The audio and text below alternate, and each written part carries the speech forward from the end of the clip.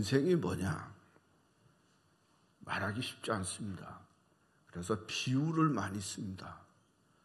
인생을 한 해로 비유할 수가 있습니다. 봄, 여름, 가을, 겨울 이렇게 비유할 수가 있습니다. 봄은 청년의 시대다 이렇게 말할 수 있죠. 봄이 되면 초목의 잎이 돋아납니다. 아름다운 꽃이 핍니다. 새들이 노래합니다. 다 시작합니다. 사람의 육체도 발육하고 그리고 일을 시작하는 청춘의 시대, 이게 봄입니다. 여름은 그저 작년의 시대다 하고 말할 수 있습니다. 여름이 되면 다 우거집니다. 그리고 자랍니다. 나무도 자라고 열매도 자라고 다 우거지고 아주 왕성합니다. 되게 작년의 시기가 그런 왕성한 시대인 것을 볼 수 있어요. 어떤 계획과 일을 추진하는 왕성한 때다. 그래서 여름을 작년의 시대다 이렇게 말할 수 있습니다. 가을은 노년의 시대다. 가을 하늘이 맑고 높습니다.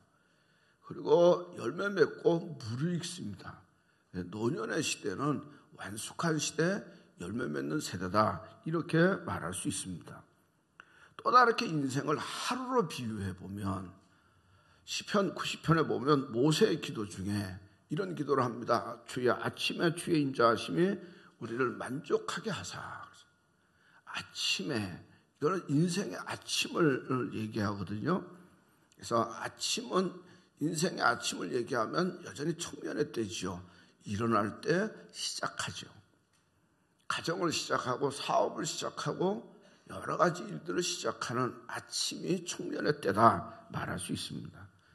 낮은 작년의 때죠. 한참 일할 때죠. 일터로 가서 일하죠. 농사 짓는 분들은 논에 가서 밭에 가서 일하고요. 장사하는 사람들은 장사하는 터에 가서 일합니다. 왕성하게 활성하게 일하는 그런 때, 꿈을 가지고 일하고 열매 맺는 그런 때라고 말할 수 있습니다. 그러다가 해가 서산에 기웁니다. 그게 저녁이죠. 이게 노년의 때라고 말할 수 있습니다. 그래서 그때는 돌아가고 쉴 때. 그래서 인생은 이렇게 보면 봄, 여름, 가을, 아침, 낮, 저녁 이렇게 흘러간다 하는 거죠. 중요한 거는 겨울이 있고 밤이 있다고 하는 거죠. 인생에 저 피고 꽃만 피는 게 아니라 끝낼 때가 있다고 하는 거예요. 마지막이 있다고 하는 사실을 잘 기억해야 합니다. 전도서 3장에 보면 천하만사의 기회가 있다 그랬어요. 항해할 수 있을 때가 있고 항해할 수 없을 때가 있다. 또 여행할 때가 있고 여행을 못할 때가 있고 일할 때가 있고 일을 하고 싶지만 일을 할 수 없을 때가 있다. 공부할 때가 있고 공부를 하고 싶지만 공부를 못할 때가 있고 씨를 뿌릴 때가 있고 거둘 때가 있다. 그래서 인생의 지혜로운 건 뭐냐? 그때를 잘 붙들고 잘하면 복 있는 역사가 이루어진다. 봄이 되면 씨를 뿌려야 가을에 거둘 게 있어요. 근데 봄이 돼도 씨를 뿌리지 않으면 가을에 거둘 수가 없다고 하는 거죠. 성경에 보면 몇 가지 비유가 나타나는데요. 마태복음 25장에 보면 달란트 비유가 나옵니다. 한 주인이 먼 곳에 여행하러 가면서 하인들을 불러놓고 맡깁니다. 5달란트, 2달란트, 1달란트를 맡깁니다. 그리고 오랜 세월이 지난 다음에 주인이 돌아와서 야 세마자 계산합니다.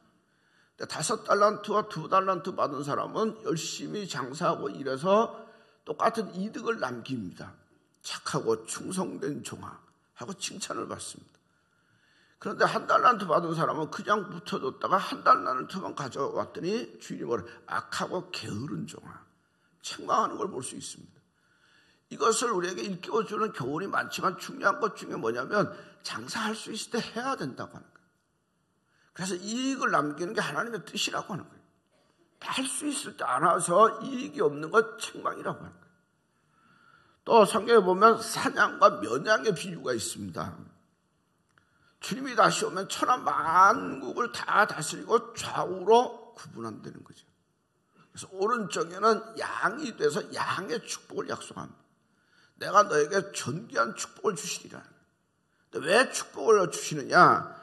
내가 주일 때 너희가 먹을 걸 줬고, 내가 병들었을 때 나를 찾아봤고, 목마를 때 마실 걸 줬고, 헐벗을 때 입을 걸 줬고, 감옥에 있을 때 나를 돌아봤기 때문이라는 거죠. 그러니까 다시 물어봐요. 아니 우리가 언제 주님을 그렇게 대접했습니까? 그때는 주님이 하신 말씀이 너희가 지극히 작은 자에게 한 것이 내게 한 것이다. 그들이 할 수 있을 때 했더니 하나님의 상이 있더라고 하는 거예요. 반대로 왼쪽에 염소 불의한 사람들은 저주를 받을지어다 영원한 불에 들어가라 저주가 임합니다. 근데 왜 그들이 저주를 받느냐? 이 앞에 얘기하고 반대야. 내가 줄일 때 너희가 먹을 것 주지 않았고, 헐벗을 때 입을 걸 주지 않았고, 목마를 때 마실 것 주지 않았고, 병났을 때 돌아보지 않았고, 감옥에 있을 때 이게 돌보지 않았다고 하는 거예요. 그러니까 아니 언제 우리가 주님을 그렇게 했습니까? 너희가 지극히 작은 자에게 안 한 것 내게 안 한 것이라고 하는 거예요. 그러니까 우리에게 일깨워주는 거예요. 할 수 있을 때 해야 되는데, 선한 일을 해야 되는데 안 한 것도 책망의 생각. 그런데 할 수 있을 때 하면 칭찬이 있고 상이 있다고 하는 거예요. 또 하나 비유를 보면 열처녀 비유가 있습니다. 신랑을 맞이하는 신부가 10명입니다. 근데 신랑이 늦게 옵니다. 밤중에 결혼식을 하는데 등을 들고 있었는데 다섯 처녀는 기름도 있었고 다섯 처녀는 기름이 없었습니다. 그러니까 신랑이 늦게 와도 등에 기름이 있으니까 밝히 맞이할 수 있었지만 미련한 다섯 처녀는 등은 있지만 기름이 없었어요. 신랑이 온다니까 그때서야 나가서 기름을 찾아서 사러 갔더니 문이 닫혔더라. 그래서 기름까지 준비한 처녀는 슬기로운 처녀, 기름을 준비하지 않은 처녀는 미련한 처녀. 해야 할 때 하지 않았다고 하는 거예요. 기름을 준비할 때 준비하지 않았더니 신랑을 맞이할 수가 없더라고 하는 거예요. 여러분, 우리가 사는 동안에 천하만사에 다 기회가 있다고 하는 거죠. 천하만사에 다 때가 있다고 하는 거예요. 그런데 문제는 그 때가 기회가 지나간다고 하는 거예요. 할 수 있을 때 하지 않으면 하고 싶어도 못한다고 하는 거예요. 왜 어른들이 부모들이 학생들 보고 공부하라고 말하느냐? 그때 공부해야 후회하지 않거든. 그때가 공부할 때지 때가 지나면 공부하기 쉽지 않다고 하는 거예요. 왜 부모가 살아있을 때 자녀가 효도해야 되느냐? 효도할 기회가 지나간다고 하는 거죠. 왜 우리가 주일에 힘써야 되느냐? 아무 때 할 수 있는 게 아니라고 하는 거예요. 할 수 있을 때 하지 않으면 하고 싶을 때 할 수 없다고 하는 거예요. 반드시 마지막 때가 온다고 하는 거예요. 지금 오늘 말씀에 보면 지금 마지막 때가 가까웠다고 하는 거죠. 주의 종말이 가까웠고 그리고 주의 재림이 가까웠다고 하는 거예요. 여러분, 기독교 2000년 역사를 통해서 보면요, 주의 재림에 대한 신앙과 종말에 대한 신앙을 가지고 충만했을 때 교회는 건강했습니다. 그리고 교회는 부흥했습니다. 그런데 종말에 대한 신앙이 없고 재림에 대한 신앙이 없을 때 교회는 부패하고 병들었습니다. 초대교회 역사를 통해서 보면 초대교회 성도들은 주님이 부활 승천하실 때 내가 올라간 대로 그대로 오리라고 하는 말씀을 자기들이 살아있을 동안 오실 줄 알았습니다. 정말로 승천하고 재림하고 이 주님이 자기들 생전에 이루어질 줄 알았습니다. 그래서 그 주님을 바라보고 믿음으로 살았습니다. 그러니까 수많은 박해도 다 이겼습니다. 그리고 초대교회가 믿음이 건강하고 왕성했습니다. 그런데 로마에서 기독교를 공인하고 기독교가 자유롭고 그리고 권세를 얻고 난 다음에 기독교는 암흑의 시대가 150년 왔습니다. 중세기죠. 그때가 제일 타락했습니다. 그러니까 교회가 종말에 대한 신앙이 있느냐 없느냐는 굉장히 중요합니다. 주님이 다시 오실 것을 믿느냐 안 믿느냐는 굉장히 중요하다는 거죠. 주님이 다시 오실 것을 기다리고 종말이 있다고 믿는 교회는 생명력이 있습니다. 근데 그거 아니다 믿지 않은 교회는 생명력이 없습니다. 마찬가지로 개인의 삶에도 마찬가지입니다. 인생에 종말이 있고 끝이 있고 심판이 있다고 믿는 사람하고 그거 상관없다고 믿는 사람하고 다릅니다. 주님 앞에 갔을 때 심판이 있고 상급이 있다고 믿는 사람은 신앙생활을 게을리할 수 없습니다. 근데 그거 상관없는 사람은 신앙생활을 게을리합니다. 여러분, 인생의 마지막 날이 분명히 있다고 하는 것이죠. 여러분, 사람 다 죽습니다. 사람들은 안 죽는 것처럼 생각합니다. 사람들의 인생에 끝이 있습니다. 근데 끝이 없는 줄로 생각합니다. 분명히 인생에 사는 동안에 끝이 있습니다. 한 해에 끝이 있는 것처럼 인생에 끝이 있습니다. 내가 원하든 원치 않든 끝이 있습니다. 내가 바라든 바라지 않든 끝이 있다고 하는 거죠. 마지막이 있다고 하는 거예요.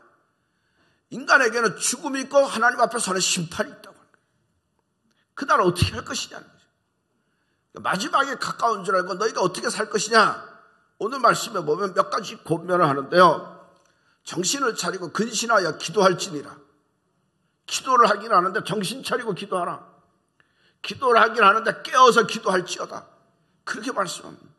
왜 깨어서 기도하라고 말씀했을까? 초대교회에 좀 신앙에 문제가 있었습니다. 그게 문제가 뭐냐면 신앙의 길로 가는데 정도로 가지 않고 비슷하게 다른 데로 가는 거예요. 그 비슷하게 다른 데로 가는 게 초대교회만 아니라 오늘도 우리가 늘 조심해야 할 일이에요. 특별히 초대교회에 나타나는 비슷하게 다른 길이 뭐냐면 주를 따라간다고 하면서도 뭔가 바라는 게 있더라는 거죠. 이건 잘못된 거다. 십자가를 지고 간다. 십자가를 지고 간다고 하면서도 칭찬과 명예에 대한 욕심이 있더라는 거예요. 이거는 잘못된 것이다. 중세기에도 이런 일이 있었습니다. 세상 욕심 다 버리고 수도원에 갑니다. 그러면 그 사람들이 도를 수도하는데 뭐 세상 욕심이 없잖아요. 그런데 이상한 거는 수도 안에서 수도원 원장이 되려고 싸우더라는 거죠. 그러니까 신앙의 변질이에요. 남미의 어떤 교회는 선교지인데 한국의 어떤 교회가 병원을 줘줬습니다. 그 지역을 돌보라. 근데 그거 병원을 진 다음에 나중에는 그 안에 있는 그 핵심 교인들이 그 건물 먹으려고 재산 먹으려고 싸우더라고요. 그게 무슨 믿음이에요. 그러니까 정신 차려라. 신앙에 변질되지 않도록 깨어있으라는 거죠. 어떤 학교에서 선생님이 요즘은 어떤지 모르지만 이제 칠판에다가 글씨 판서한다고 그러잖아요. 글씨를 쓰는데 쓰다가 너무 졸리는 거예요. 그래서 졸아서 분필을 툭 떨어뜨렸어. 근데 그것까지는 괜찮은데 너무 졸리니까 떨어뜨리고 푹 주저앉아서 잤어. 근데 아무도 학생들이 웃지 않더래. 왜? 학생들도 이미 자고 있더래. 이게 뭐야? 다 잠자는 모습이에요. 그러니까 오늘도 이 말세 때 혹시 우리가 신앙생활을 하다가 잠자는 건 아니지. 신앙의 길을 갔는데 정도로 가야 되는데 옆으로 새는 건 아니지. 깨어있으라 근신하여 기도할지어다. 이게 주의 말씀이에요. 그러면서 우리에게 권면하는 게 뭐냐? 너희는 위로하고 격려하라. 위로하고 격려하라. 여러분, 우리 주변에 위로가 필요하고 격려가 필요한 사람이 정말 많아요.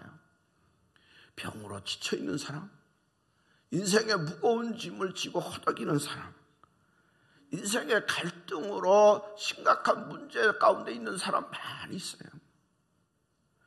여러분, 우리가 이 땅에 사는 동안에 정말로 필요한 거는 위로하고 격려하는 일이에요.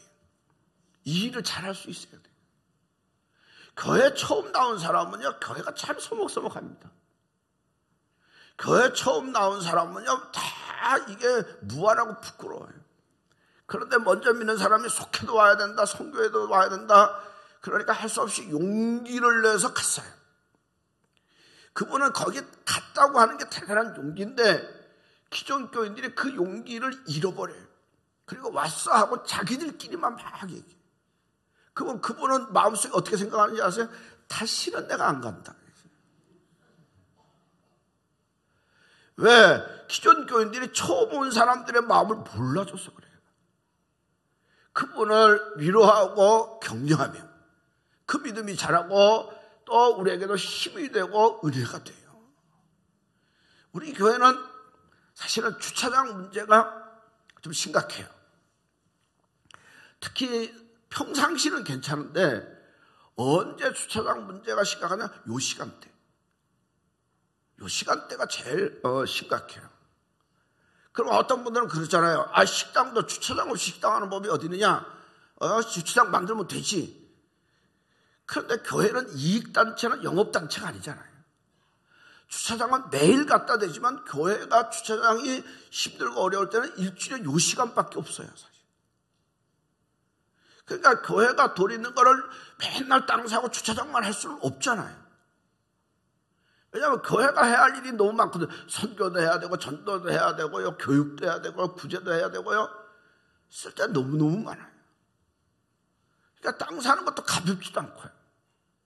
그래서 이게 주차장 문제가 특별히 주일날 2부 예배 때가 아주 쉽지 않아요. 오늘도 고생하신 분들이 있을 거예요. 그런데 어떤 교회는 옆에 유료 주차장이 있어요. 차라리 땅 사는 것보다 돈 주는 게 한결 나아요. 우리 주변에는 유료 주차장도 없어. 그런데 놀라운 거냐, 다행인 거냐, 무료 주차장이 있어요. 여러분 모르셨죠? 무료 주차장이 있어요. 거리도 먼 게 아니라 지도상으로 보니까 200m, 300m에 있어요. 원주여고터가 지도상으로 보면 교회하고 200m야. 되게 먼 줄 알았죠. 한 200m밖에 안 된다니까. 저 위에 조금 올라가 보면 남산공원인데 거기도 주차장을 만드는데 거기는 300m야. 아무리 길어도 500m는 안 넘어. 내가 500m를 어떻게 걸어? 걷는 게 건강에 좋아요. 어떤 목사님이 당뇨를 걸려서 힘들게 나오는데 그러더라는 거예요. 그 의사 선생님이, 목사님, 걸으면 살고 안 걸으면 죽습니다. 이건 진리예요. 그러니까 여러분 가만히 보면 내가 주차장을, 그 무료 주차장도 놔두는데 그걸 좀 이용하면 얼마나 좋을까. 먼저 온 내가 비워주면 얼마나 좋을까. 그래서 차라리 주일을 한번 텅 비워놓아 봅시다. 주차장을 텅 비워놔서 예배 시간까지 텅 비워놓는 일도 한번 해보자. 이거 한번 해봐야 되겠어요. 그래서 다 실제로 우리 교인 중에 권사님 한 분은 차를 사놓고 본인 차를 교회 주차장에 한 번도 대본 적이 없는 분이 있어요. 최 권사님이라고 그러더라고요. 난 그 전에 들었는데 요새도 그러는지 모르겠는데 한 번도 교회 주차장에 안 대놨대. 왜? 내가 됐지, 나는 안 돼도 되고 다른 사람 되라고. 이게 배려죠. 이게 사랑이죠. 그게 초신자에 대한 위로요, 격려죠. 믿으시면 아멘. 믿으시면 아멘. 위로하고 격려하는 게 어려운 거로 생각하지 마라. 여러분, 인생의 마지막 때를 생각하고 우리가 어떤 모양이든지 어떤 모습이든지 위로하고 격려하다 보면 하나님께 영광이 우리에게는 놀라운 은혜와 축복이 임하게 될 줄로 믿으십시오. 또 하나 우리가 해야 할 일은 뭐냐? 용서하고 사랑하는 거예요. 용서하고 사랑하는 거예요. 위로하고 격려하는 건 소극적이라면 용서하고 사랑하는 건 적극적이에요. 우리는 함께 모여 삽니다. 그래서 다 관계 속에 살아요. 근데 이 관계가 좋은 관계가 되면 좋은데 불편한 관계가 많이 있어요. 여러분, 상처는 누가 제일 많이 주고받는지 아세요? 부부예요. 이 남편이, 이 아내가 내게 상처를 제일 많이 줘요. 가까운 사람이 제일 많이 줘요. 교인들은 누가 상처를 많이 주느냐? 교인이에요. 가까운 사람일수록 많이 주고받아요. 이거는 아주 정상적인 모습이에요. 그래서 우리에게 정말로 필요한 건 뭐냐? 사랑하고 용서하는 거예요. 주님이 우리를 사랑하고 용서했듯이 우리도 사랑하고 용서하면 더 큰 은혜와 축복이 임하게 될 줄로 믿으십시오. 어떤 교인 중에 몸이 이상해서 병원에 딱 갔더니 간암 2달 선고를 받았어요. 이게 충격이잖아요. 그럼 내가 2달밖에 못 사는데 어떻게 할까? 정신이 없다가 기도하는 중에 생각나기를 내가 푼푼히 모아둔 유산을 정리해야 되겠다. 우선 내가 하나님께 드린다고 하면서 못 드렸는데 하나님께 일부 드리고, 본인이 처녀 때 선교사로 가기를 꿈꿨는데 선교사는 못 갔으니 선교사에게 일부 드리고, 그러면서 2달 동안 그저 내가 얽힌 사람, 화해할 사람 찾아가서 화해하고, 사랑하고 싶은 사람 만나서 사랑하고, 그리고 그저 만나고 싶은 사람 만나서 복음을 전하고, 그러다 보니까 2달이 훅 지나간 거예요. 근데 2달만 산다고 그랬으면 2달 지나가면서 몸이 쇠하고 힘이 없어야 되는데 이상하게 힘이 더 나는 거예요. 그래서 병원에 가서 검사를 했더니 오진. 오진인지 아니면 하나님이 그렇게 그 사이에 치료하신지는 몰라요. 그러니까 누가 묻더라는 거죠. 야, 그럼 그 사이에 돈을 많이 썼는데 억울하지 않느냐? 그랬더니 그의 대답이 이런 거예요.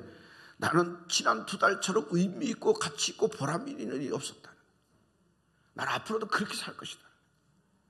여러분, 인생의 끝이 있습니다. 인생의 끝이 있는데 그걸 놓고 보면 어떻게 살 것이냐? 이게 제대로 살아야 되잖아요. 사랑하고 용서하며 사시기를 주의 이름으로 간절히 축원합니다. 마지막으로 헌신해야 돼요. 우리는 어떤 공동체 안에 살아요. 단체라는 공동체, 가족이라는 공동체, 교회라는 공동체 안에 살아요.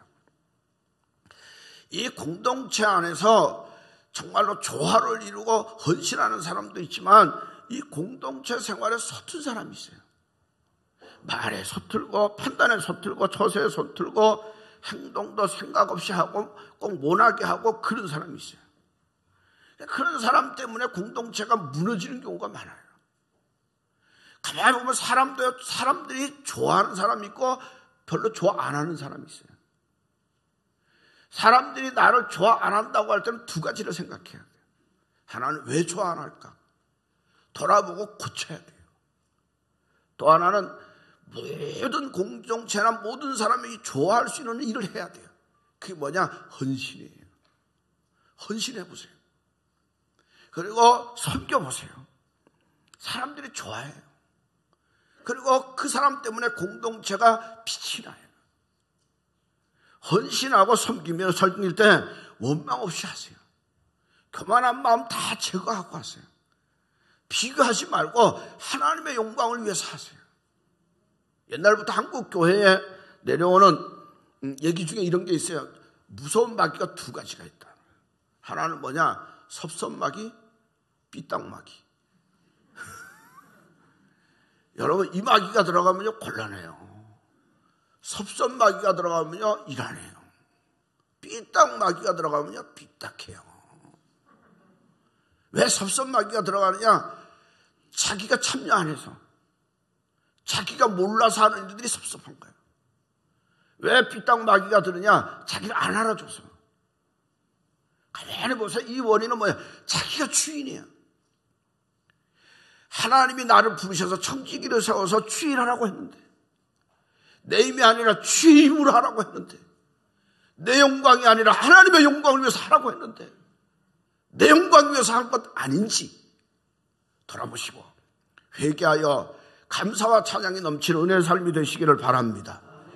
여러분, 인생에 끝이 있어요. 마지막이 있어요. 깨어 있어야 돼요.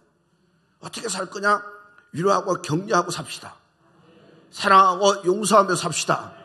헌신하며 삽시다. 다시 물어볼게요. 인생의 마지막이 있어요. 어떻게 살 것이냐? 정신 차려서 기도하는데 위로하고 격려하며 살 수 있기를 바랍니다. 사랑하며 용서하며 사시기를 바랍니다. 헌신하며 삽시다. 하나님께는 영광이 여러분에게 놀라운 은혜와 축복이 임하게 될 줄로 믿으시면 아멘. 믿으시면 아멘. 이 복과 은혜가 충만하시길 주의 이름으로 간절히 축원합니다.